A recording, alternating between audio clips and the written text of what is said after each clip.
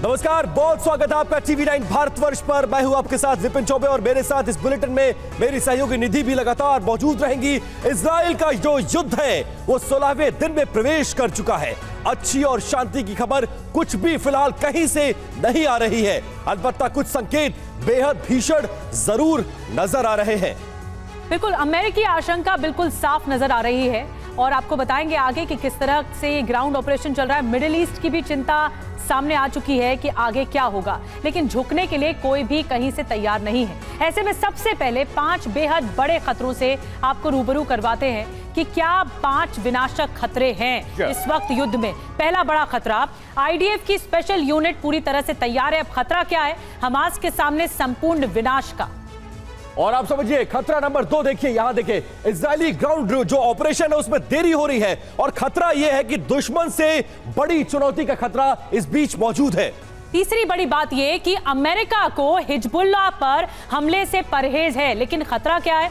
दूसरे देशों की एंट्री का खतरा है कि वो तो एंटर हो चुके हैं जी। और खतरा नंबर 4, मिडिल ईस्ट में अमेरिकी तैनाती को तेज कर दिया है, जो यह आशंका पैदा करती है कि यहां पर एक बड़ी जंग की तैयारी की नींव रखी जा रही है। और 5वीं बड़ी बात कि वेस्ट बैंक में बमबारी में मस्जिद ध्वस्त हो गई है, जो कि सबसे महत्वपूर्ण बात है। लेकिन खतरा क्या है कि अब बड़े हमले की प्लानिंग की गई है ताकि और ज्यादा विनाशक हमला हो। बिल्कुल, और 5 बड़े खतरों के बाद एक बड़ी खबर का रुख कर लेते हैं।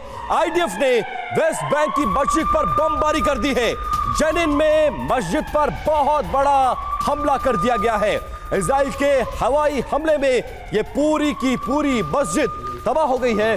पूरे अल अंसार मस्जिद परिसर को ही इजराइल के इस हमले में उड़ा दिया गया है, जिसके बाद आईडीएफ और आईएसए ने इस ऑपरेशन की जानकारी साझा की है और वहां पर तनाव अब बढ़ता हुआ नजर आ रहा है।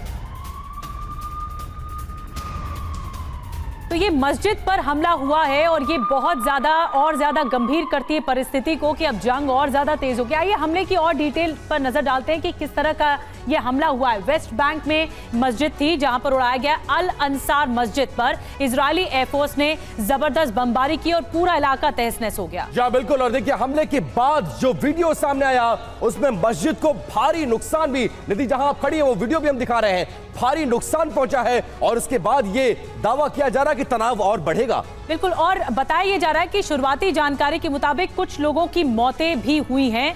अभी और ज्यादा खबरें छन के निकल कर आएंगी। मृतकों और घायलों की संख्या पर भी अभी अलग अलग रिपोर्ट सामने आ रही है। पुख्ता तौर पर कुछ नहीं कहा जा रहा है। देखिए कई गंभीर घायलों को अस्पताल ले जाया गया है। प्रत्यक्षदर्शी ऐसा दावा कर रहे हैं क्योंकि ये हमला बहुत बड़ा था और इस हमले के बाद पूरी की पूरी मस्जिद तबाह हो गई है। बिल्कुल, लेकिन ये बहुत गंभीर बात है। वेस्ट बैंक का इलाका, रामल्ला का वो इलाका जहां पर यहाँ पर मस्जिद थी और इसी को ही उड़ा दिया गया।